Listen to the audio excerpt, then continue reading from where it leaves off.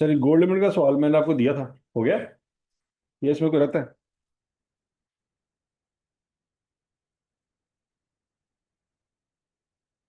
ये इसकी एंट्री होनी है। पहले ग्रॉस इन्वेस्टमेंट मैच कर ले जरा एक दफा। ग्रॉस इन्वेस्टमेंट 84 है। नेट इन्वेस्टमेंट 65.81 है।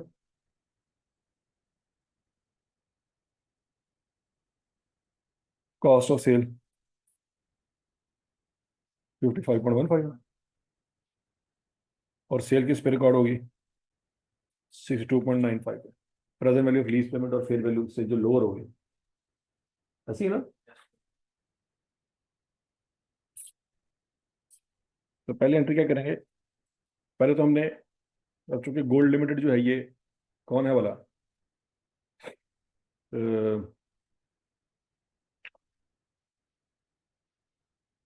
डीलर है। ये कौन है जी? डीलर है। तो लिहाजा पहले ये इन्वेंट्री बाय करेगा। इन्वेंट्री डेबिट कैश क्रेडिट, फिर आगे उसको सेल करेगा। सेल इस सेंस में करेगा कि भाई ये वापस आ जाएगी अल्टीमेटली। ठीक हो गया? तो lease receivable debit, cost of sale debit, sale credit और इन्वेंट्री क्रेडिट। ठीक हो गया जी? ये टैली हो जाएगी। ठीक हो गया जी? अच्छा, फिर वो जो डिस्काउंट मिला है, इनिशियल डायरेक्ट कॉस्ट है 4 million, out of which DL reimbursed 1.5 million. तो 1.5 मिलियन पे किया किसने? गोल्ड लिमिटेड ने। ऐसी है? तो गोल्ड लिमिटेड ने पे किया है तो वो उसके लिए इनिशियल डायरेक्ट कॉस्ट है। और हमने पढ़ा था कि डीलर जो होगा ना उसकी जो इनिशियल डायरेक्ट कॉस्ट है वो सेलिंग एक्सपेंस के तौर पर रिकॉर्ड होगी। तो सेलिंग एक्सपेंस डेबिट और कैश क्रेडिट। फिर उसके बाद कैश मिल गया, cash debit, lease receivable credit. फिर साग एंड हुआ, इंटरेस्ट रिसीवेबल डेबिट और इंटरेस्ट इनकम क्रेडिट 7.47 से। ये आपका टेबल बन जाएगा। ठीक है जी? तो स्टेटमेंट ऑफ प्रॉफिट लॉस में डिप्रिसिएशन एक्सपेंस आ जाएगा 13.63, interest expense on lease payment 3.86, interest expense on D commissioning liability. क्या कर ले? यही है।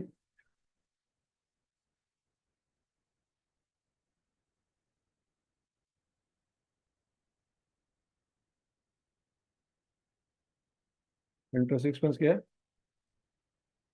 हाँ, गलत है। कैसे?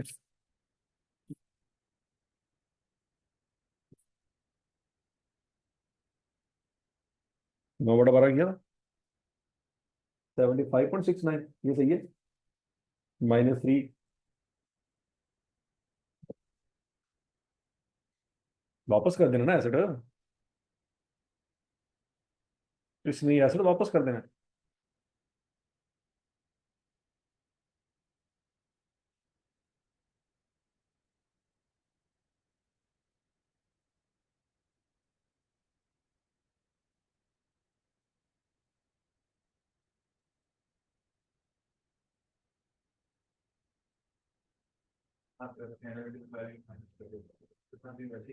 है?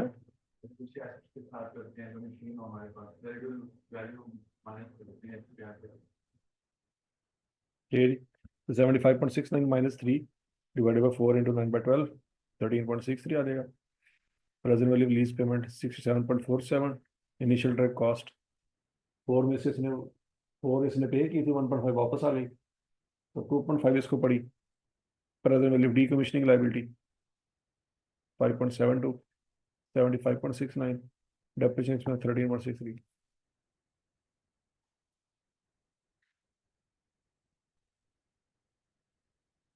अच्छा जी, स्टेटमेंट ऑफ फाइनेंशियल पोजीशन में राइट ऑफ यूज एसेट 62.06। कैसे बोला कि भाई प्रेजेंट वैल्यू लीज पेमेंट आई है 67.47, तो उसमें 2.5 ऐड किया, initial direct cost 5.72, decommissioning liability की प्रेजेंट वैल्यू, टोटल वैल्यू ये आ गई। तो अगर फाइव में कॉस्ट ही आ गई, लेस एक्यूमुलेटेड डेप्रिसिएशन, ये कैरी वैल्यू निकल आई 62.06। ये बैलेंस शीट में लिख देंगे।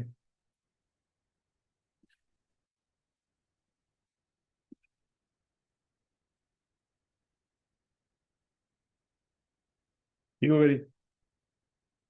अच्छा, लीज लाइबिलिटी 38.62, वो कैसे? टेबल बनाए, ये टोटल है, ये नॉन करंट लाइबिलिटी है और ये करंट लाइबिलिटी, ठीक है। 38.62 नॉन करंट लाइबिलिटी और 12.85 करंट लाइबिलिटी, ये यहाँ पे लिख दिया, ये यहाँ पे लिख दिया। इंटरेस्ट पेबल 5.15, ये वाला, लेकिन उसमें से आपने 9 महीनों का पे करना है, तो 5.15 का 9/12 करेंगे, 3.86 होता है।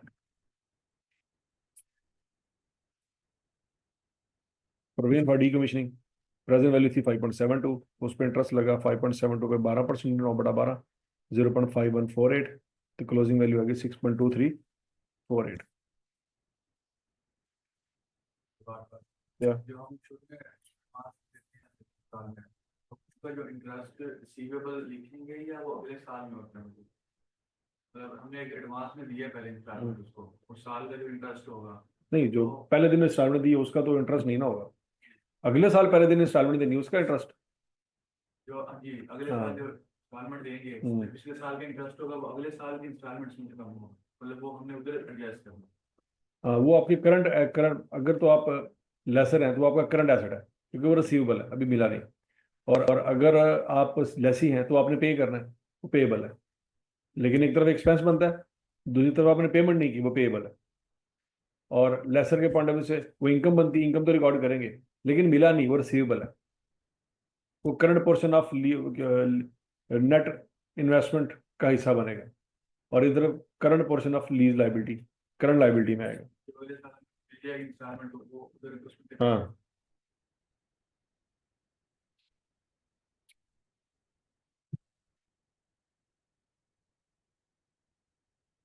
गोल्ड लिमिट समझ आ गई?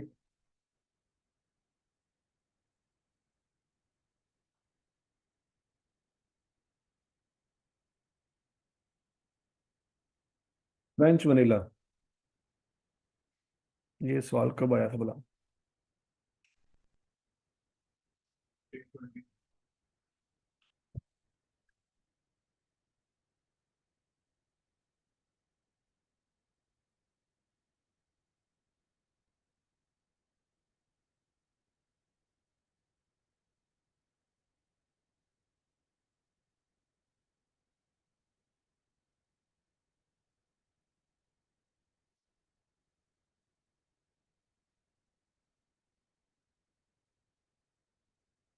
पंद्रह नंबर का सवाल आया था। On 1 January 2019 French vanilla leasing limited purchase a machine costing 200 million. 1 जनवरी 2019 को फ्रेंच वनीला लीजिंग लिमिटेड ने परचेज की मशीन 200 मिलियन की, having useful life of 8 year. Residual value of the machine at the end of useful life estimate 16 million. Okay. On 1 February 2019 French vanilla entered into a lease agreement for this machine with Cotton Candy Limited for a non-cancelable period of 2.5 years with effect from 1 मार्च 2019। अब यहाँ पे देखो, ये है आपकी Inception date, लेकिन ये है आपकी कमेंसमेंट डेट, दो डेटें आ गई, ठीक है। मतलब कॉन्ट्रैक्ट किसी और तरीके को हुआ है, लेकिन एसेट उसने दिया होगा 1 मार्च 2019 को दिया होगा। Under the agreement 8 instalment of 12 million are to be paid quarterly in arrears commencing from end of third quarter. इसका मतलब है 30 नवंबर 2019। अच्छा, उसने एसेट दिया है 1 मार्च को, लेकिन पहली किस्त उसको मिलेगी 30 नवंबर 2019 वाले दिन, ठीक है जी। FVLL has incorporated an implicit rate of 15% per annum which is not known to CCL। हाँ, ये भी पॉइंट है। अब ये रेट निकाला तो फ्रेंच वनीला ने है, जो कि लेसर है, लेकिन ये उसने बताया नहीं है कॉटन कैंडी को। Incremental boring rate of CCL is 16%, तो मजबूरन वो फिर 16% रेट लगाएगा। यहाँ तक की बात लगी।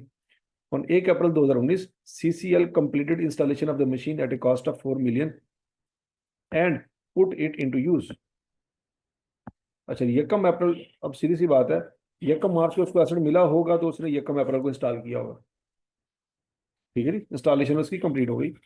अब the machine at a cost of 4 million and put it into use. Both companies follow straight line method for charging depreciation, ठीक है जी। Prepare journal entries for the year ended 31 December 2019 in the books of FVLL and CCL to record the above transactions. 15 नंबर का सवाल है, try करें जरा, शाबाश।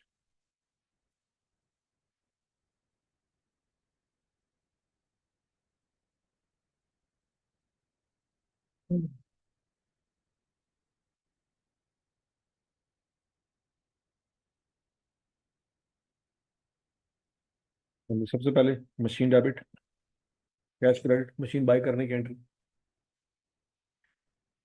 फिर पहले दिन ही आपको पैसे मिल गए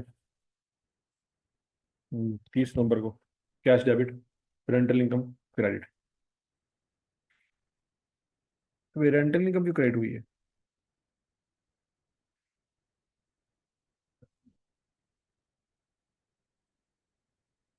क्यों? rent of now के 9.6 इस तरह से जो ऑपरेटिंग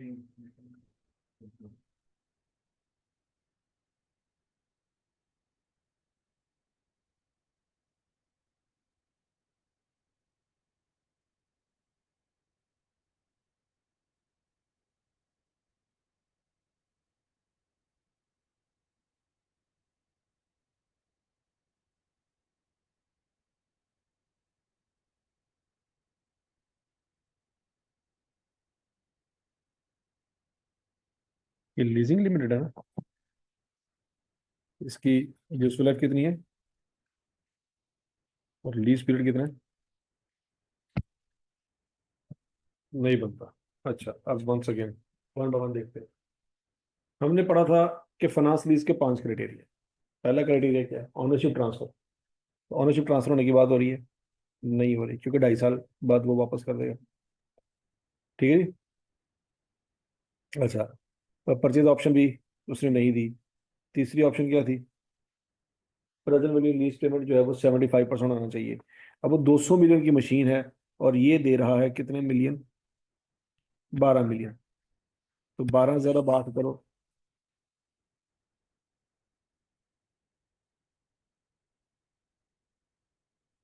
तो ये तो आधा भी नहीं बनता। अभी तो उसकी डिस्काउंटिंग होनी थी। तीसरा क्राइटेरिया भी का, चौथा क्या था? मेजर पोर्शन, वो भी नहीं हो रहा। आखिरी क्राइटेरिया रहेगा स्पेशलाइज्ड नेचर। स्पेशलाइज्ड नेचर भी उसने नहीं बताई सवाल में। तो लिहाजा ये कौन सी लीज है? ऑपरेटिंग लीज है। तो बच्चों फ्रेंच वनीला के लिए ऑपरेटिंग लीज है। तो ऑपरेटिंग लीज में होता क्या है कि आपने स्ट्रेट लाइन बेसिस पे रेंटल रिकॉर्ड करने होते हैं। ठीक हो गया जी। अब 12 मिलियन है, तो एंट्री क्या पास करेगा वो? Machine debit, cash credit. 30 नवंबर को पैसे मिले, cash debit, rental income credit. फिर 31 नवंबर को वो क्या करेगा? रिसीवेबल डेबिट और रेंटल इनकम क्रेडिट करेगा, क्योंकि पैसे मिले नहीं है। ठीक है। फिर 31 नवंबर, चूंकि वो ऑपरेटिंग लीज है, तो डेप्रिसिएशन की एंट्री फिर लेसर कर रहा होगा। ठीक है जी। डेप्रिसिएशन की एंट्री कौन कर रहा होगा? लेसर। उसकी कॉस्ट कितनी है? 200। रेजिडुअल वैल्यू कितनी? 16। लाइफ कितनी? 8। 200 माइनस 16 डिवाइड बाई 8। तो डेप्रिसिएशन चार्ज कर रहा होगा 23 मिलियन। तो उसने ये इकट्ठा नहीं किया हम लोगों ने मैंने मतलब 3 माह के बाद 9.6 बनता है रेंटल वो अलग अलग करके लिखा है तो उसमें कोई मतलब नहीं ठीक है, साल का वो यही बनना चाहिए। ये चेक कर लो।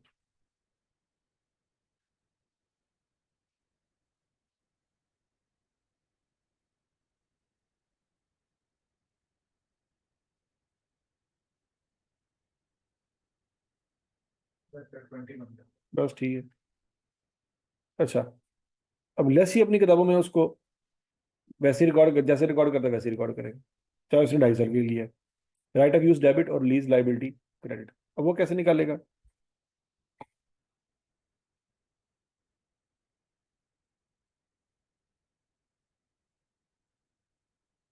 वो राइट ऑफ यूज कैसे निकालेगा?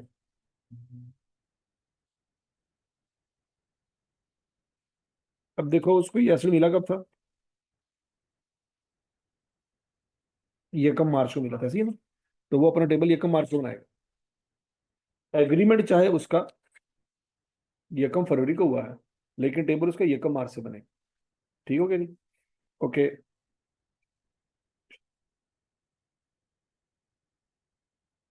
अब 12-12 मिलियन की कितनी किस्तें हैं? आठ। 8 किस्तें हैं। तो वो क्या कर रहा होगा भला?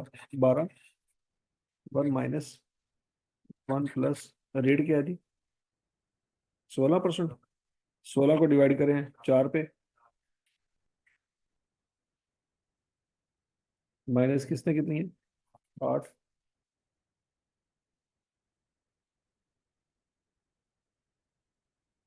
आंसर निकाले जरा, क्या आता है?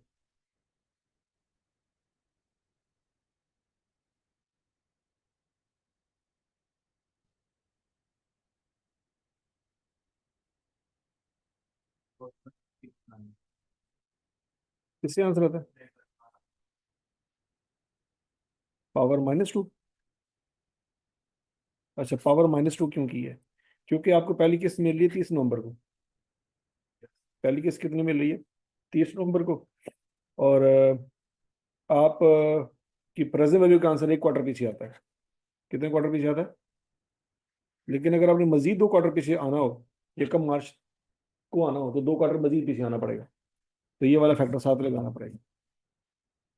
बाय डिफॉल्ट इस फार्मूले से आपका एक इंस्टॉलमेंट पीछे आंसर आता है, ऐसे ही ना? अरियर्स और एडवांस। एडवांस में तो इंस्टॉलमेंट साइड पे कर देते हैं ना। अरियर्स वाली में 1 क्वार्टर पीछे या एक इंस्टॉलमेंट पीछे आंसर आएगा। लेकिन अगर आपको तो 3 इंस्टॉलमेंट पीछे चाहिए, तो एक इंस्टॉलमेंट पीछे तो ऑलरेडी आ चुका है। आपको मजीद 2 इंस्टॉलमेंट पीछे लाने के लिए ये साथ फैक्टर लगाना पड़ेगा। समझ लगी बात? तो इसका आंसर क्या रहेगा? 74.69। ये ईयर का मार्च को बैलेंस आया, और आपका टेबल यहाँ से शुरू होगा 74.69। अच्छा, अब 30 मई आपका क्वार्टर एंड हो गया। ओके, तो आपका इंटरेस्ट तो पड़ेगा लेकिन पैसे कोई नहीं। इंटरेस्ट तो पड़ रहा है लेकिन पैसे कोई नहीं आप पे कर रहे, तो आपको प्रेजेंट वैल्यू में ऐड कर देंगे। फिर 31 अगस्त को इंटरेस्ट पड़ेगा 3.11 का, आपने पैसे कोई नहीं पे किए, वो भी ऐड हो जाएगा। फिर 30 नवंबर को इंटरेस्ट पड़ेगा, लेकिन पैसे आपने 12 मिलियन के पे कर दिए, तो आपकी लीज लाइबिलिटी अल्टीमेटली कम हो जाएगी। फिर 29 फरवरी को 2.89, 12 मिलियन की पेमेंट कर दी, तो लीज लाइबिलिटी आपकी आ जाएगी। समझ लगी थी? अब लेस ही अपनी किताबों में क्या एंट्री करेगा?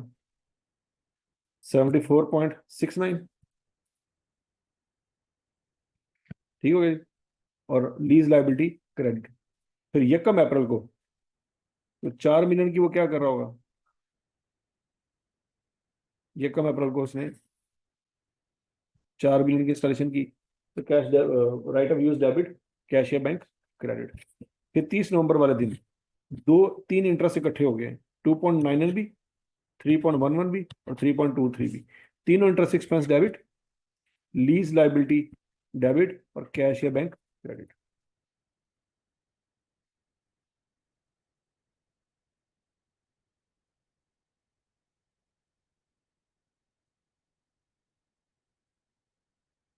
ठीक हो गया? अच्छा, अब जो अगला इंटरेस्ट पे करना है वो 29 फरवरी को करना है। ओके, लेकिन उसमें से एक महीना तो पिछले साल का ना, दिसंबर वाला, तो उसका एक महीने का इंटरेस्ट 1/3 करेंगे। एक महीने का इंटरेस्ट पिछले साल में बनता है, तो इंटरेस्ट एक्सपेंस डेबिट और पेएबल क्रेडिट। ठीक हो गया? अच्छा, अब ये भी डेप्रिसिएशन चार्ज कर रहा होगा। वो तो कर ही रहा होगा क्योंकि उसके लिए ये तो ऑपरेटिंग लीज है, लेकिन इसके लिए ऑपरेटिंग लीज नहीं है। इसके लिए तो सिंपल लीज है, जैसे ये पहले रिकॉर्ड किया करता था। तो ये 2.5 साल के लिए उसने इस एसेट को रिकॉर्ड किया हुआ है। तो बच्चों वो अपने इस एसेट को क्या करेगा? 2.5 साल पे डिवाइड करेगा। लोअर ऑफ लीज टर्म और यूजफुल लाइफ, दो सिनेरियो देखने होते हैं। कौन कौन से? क्या ओनरशिप ट्रांसफर हो गई है? नहीं। क्या परचेज ऑप्शन है? नहीं। तो फिर ये लोअर वाली ऑप्शन पे जाएगा, लोअर ऑफ यूजफुल लाइफ और लीज टर्म। ठीक हो गया जी? तो इस तरह से 2.5 ईयर पे डेप्रिशिएट कर रहा होगा। तो 74.69 प्लस 4 इंटू 1/2.5 इंटू 10/12। 10/12 इसलिए क्योंकि यकम मार्च से डेप्रिसिएशन चार्ज होगी। सर ये एक अर्बन से नहीं करेंगे क्योंकि मतलब यूज में तो तब है इंस्टॉलेशन के बाद डेप्रिसिएशन। हाँ, कर सकते हैं, ऐसे भी कर सकते हैं।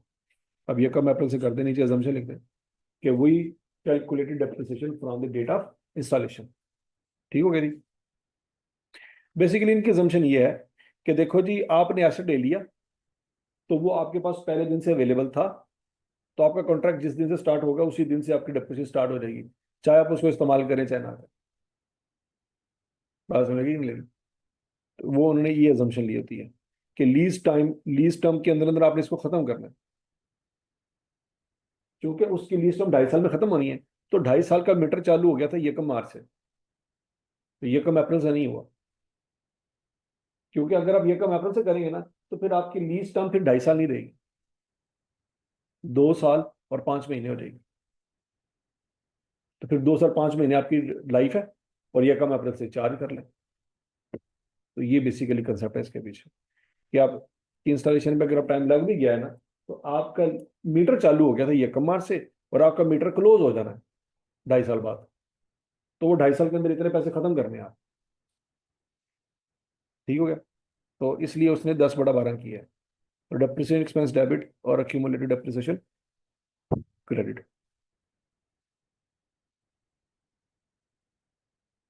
सवाल कौन सा किया जी हमने?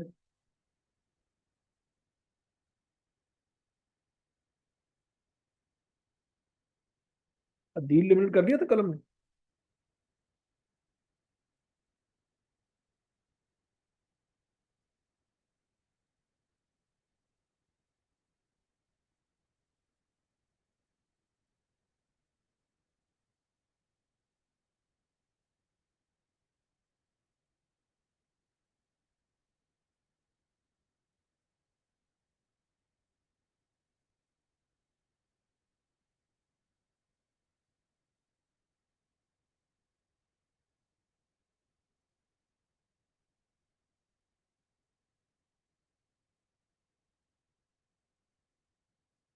ये वो जो एग्जाम्पल है, ये नोट कर लें।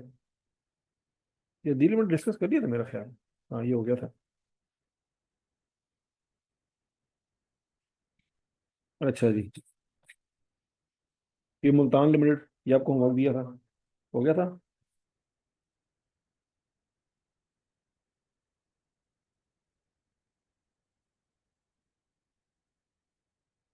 शेर खान लिमिटेड, ये आज आपका होमवर्क है, इसको नोट करो।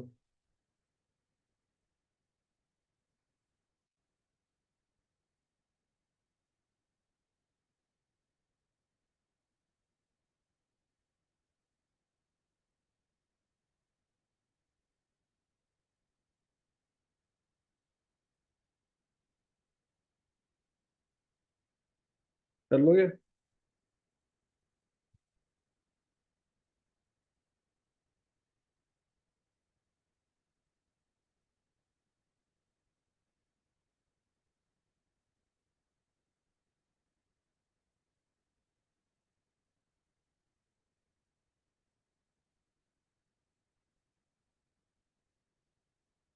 अच्छा, लीज क्लासिफिकेशन, लीज पार्ट 3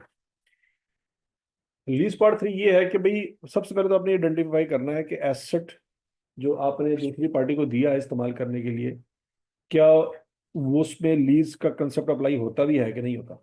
ठीक है जी। ये आटम 2024 में सवाल इसी तरह का आया था, कि उसने पूछा ही नहीं था कि भाई एंट्रियां पास करो या एक्सट्रैक्ट्स बनाओ या नोट बनाओ। उसने पूछा था पहले तो ये बताओ लीज है भी कि नहीं है। ठीक है जी। तो अब ये समझना बड़ा जरूरी है कि कोई कॉन्ट्रैक्ट जो हो रहा है, क्या वो लीज है या नहीं है। Identifying whether the asset entity has a lease और not. At inception of a contract an entity shall assess whether the contract is और contains a lease. Definition of a lease contract, ये definition apply कर रहे हैं जब भी आपके सामने सवाल आएगा। क्या है जी? ए कॉन्ट्रैक्ट इज और contains a lease if the contract conveys the right to control the use of an identified asset for a period of time in exchange for consideration। मतलब आपके पास राइट ऑफ कंट्रोल है, आपने उसको दे दी गाड़ी, अब वो गाड़ी में जो मर्जी करे। आप उसको नहीं कह सकते कि भाईजान आप ये क्या कर रहे हैं। नहीं, बात सुन लगी, आपने गाड़ी दे दी उसको लीज पे। अब आपने एक दिन देखा वो गाड़ी में पट्टे लेके जा रहा था, जानवर लेके जा रहा था, ठीक हो गई थी, ईंटें रख के लेके जा रहा था, सीमेंट की बोरियां रखी हुई थी। तो आपको देख के तकलीफ तो हुई है, लेकिन आप उसको कुछ कह नहीं सकते क्योंकि कंट्रोल उसके पास।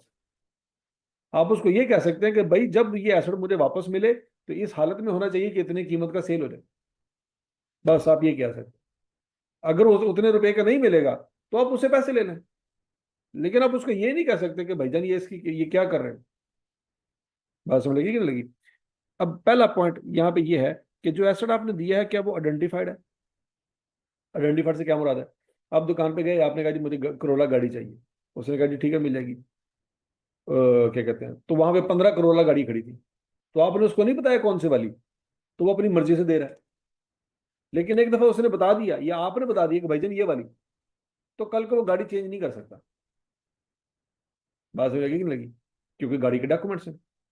ऐसा नहीं हो सकता कि वो आप गाड़ी लेके पहुंचे 2 दिन बाद वो आ जाए कि सर ये वाली गाड़ी वापस कर दे, दूसरी गाड़ी हम आपको दे रहे हैं।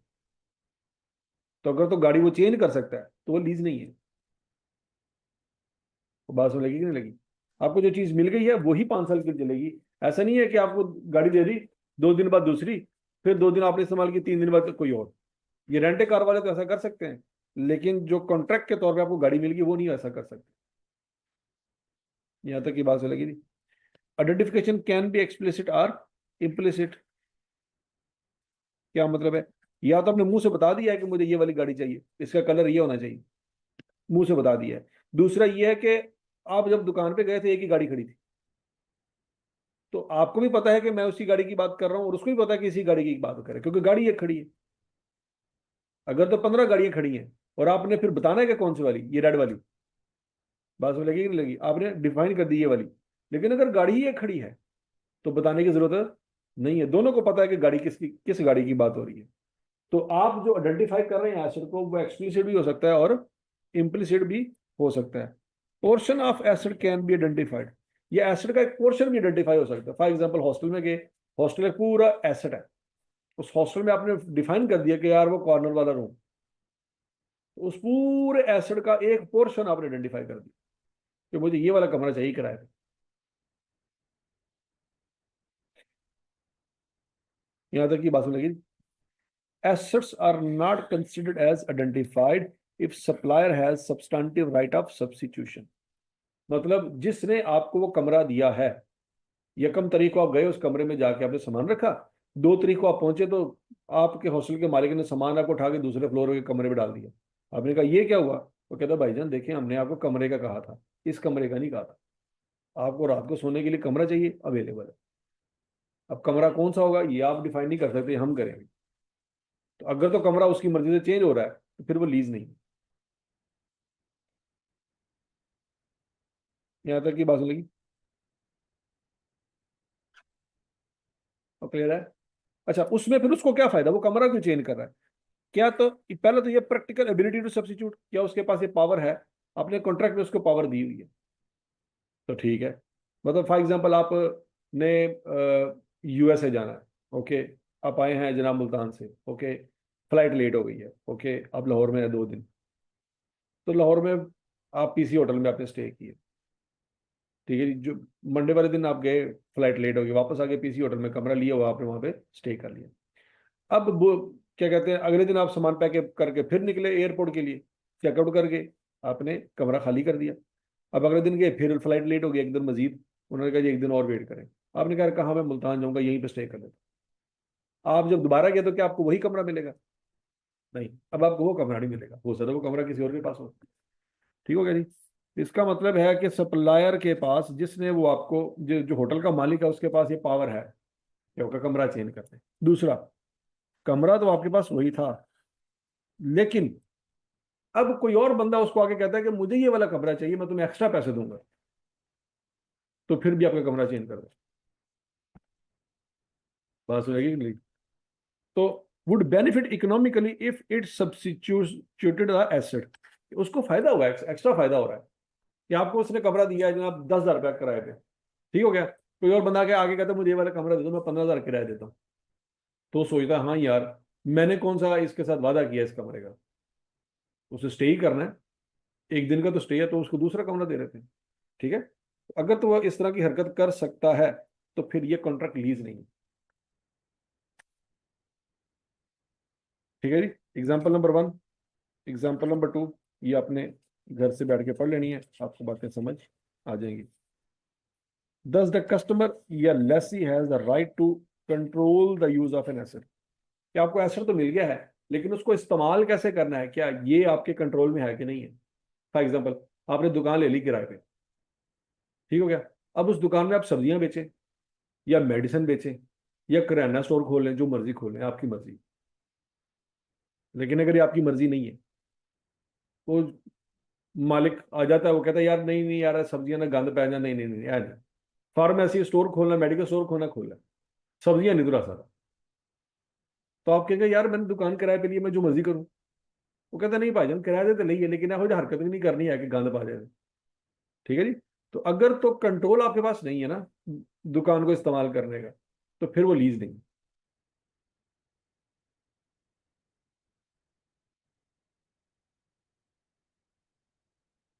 यहां तक की बात लगी। The right to substantially all of the benefits. Sometime ऐसा हो सकता है कि आप दुकान इस्तेमाल करें और उस दुकान में, मतलब दुकान का किराया है 20,000। दुकान का किराया कितना है? 20,000। आप पहला महीना तो 20,000 का रेंट पे कर देते हैं, लेकिन अगले महीने आपको फील होता है यार 20,000 तो मेरी कमाई कोई नहीं है, वही तो दुकान नुकसान में जा रही है। अब उस दुकान के अंदर उस मालिक को कहता है यार मेरा किराया कम कर दो, ये बाकी का हिस्सा मैं खाली करता हूँ, यहाँ पे कुछ और भी तुम ओपन करना चाहते हो तुम वो कर लो। वो कहता है ठीक है, मैं ये वाला हिस्सा तुम इधर सामान तुम रख लो, ये पीछे वाला हिस्सा गोदाम के तौर पे बना रहे थे और वो मैं गोदाम किसी और को रेंट पे दे देता हूँ, या गोदाम वो मैं अपने पास इस्तेमाल कर लेता हूँ। तो वो पूरी दुकान सारे आपके कंट्रोल में नहीं है। उसमें से कुछ बेनिफिट आपको मिल रहा है, कुछ बेनिफिट उसको मिल रहा है। यहाँ तक की बात सुन लगी। When assessing whether the customer has the right to obtain substantially all the, क्या सारे के सारे उस दुकान के बेनिफिट आपको मिल रहे हैं? Benefit, it does not matter whether it can obtain the benefit, those benefit directly or indirectly.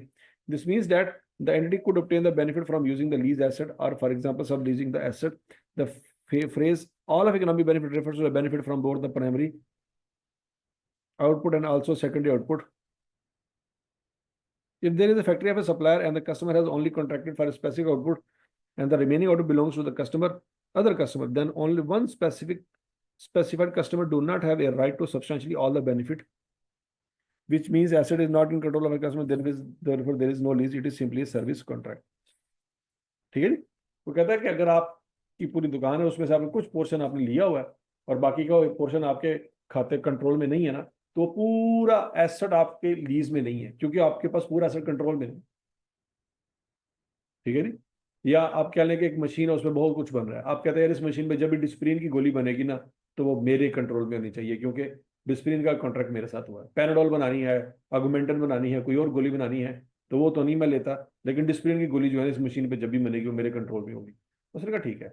इसका मतलब है डिस्प्रिन की गोली के वक्त आपके पास कंट्रोल है, बाकी जब प्रोडक्शन हो रही है तो वो आपके कंट्रोल में नहीं है। तो वो मशीन जिस पे सब कुछ बन रहा है ना, वो मशीन आपके पास लीज पे नहीं है। बात सुन लगी नहीं लगी? वो एक सर्विस कॉन्ट्रैक्ट है आपका साथ, आपका लीज का कोई कॉन्ट्रैक्ट नहीं है। आप उस मशीन को राइट ऑफ यूज के तौर पे बुक नहीं कर सकते। यहां तक की बात सुन लगी? अच्छा जी। The fact that the contract may require the customer to pay the supplier some of the benefits earned from using the asset does not mean that the customer has not obtained substantially all the economic benefit from using the asset.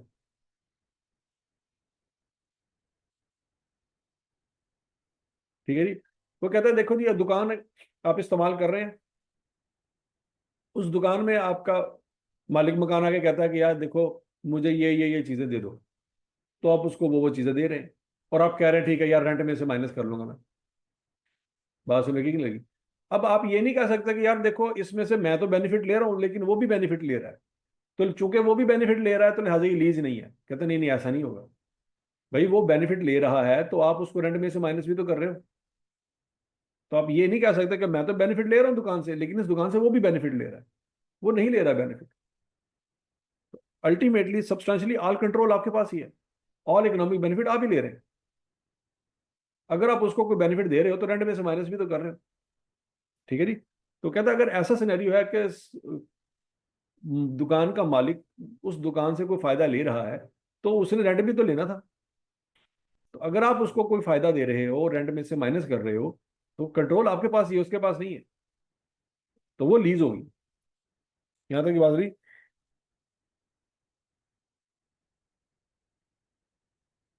कहता जी if any portion of the benefit are to be paid to the supplier or some other third party, this portion is simply accounted for as a part of consideration paid for lease, means consider it as a lease payment। आप ऐसे consider करें जैसे आपने उसकी rent पे कर दी।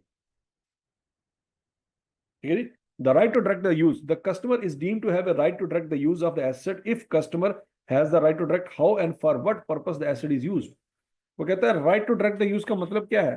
कहता है मतलब ये है कि कस्टमर जो लेसी है उसके पास इख्तियार है कि वो कैसे और किस पर्पस के लिए एसेट को इस्तेमाल करेगा। कि वो गाड़ी इस्तेमाल करेगा, गाड़ी में ईंटें रख के लेके जाएगा, लेसर को इतराज नहीं है, तो लिहाजा आपके पास सारा कंट्रोल है। और if how and for what purpose is already predetermined, then if the customer has the right to operate the asset or direct others in this regard, if the customer designed the asset and its design predetermines how and for what purpose it is used. ठीक है जी। वो कहते sometime ऐसा हो सकता है कि customer ने खुद क्या है कि वो एसेट बनवाया था, जैसे स्पेशलाइज नेचर है। तो कह रहे जब स्पेशलाइज नेचर है ना, तो उस वक्त तो लेसर को भी पता है कि ये किस मकसद के लिए इस्तेमाल होगा और लेसी को भी पता है किस मकसद के लिए इस्तेमाल होगा। ठीक है जी। सब्सटेंटिव सब्स्टिट्यूशन राइट वही है कि आप कमरा चेंज कर दें।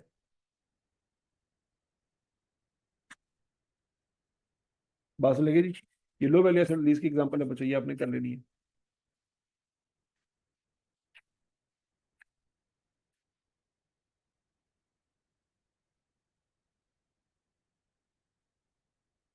Example number 1,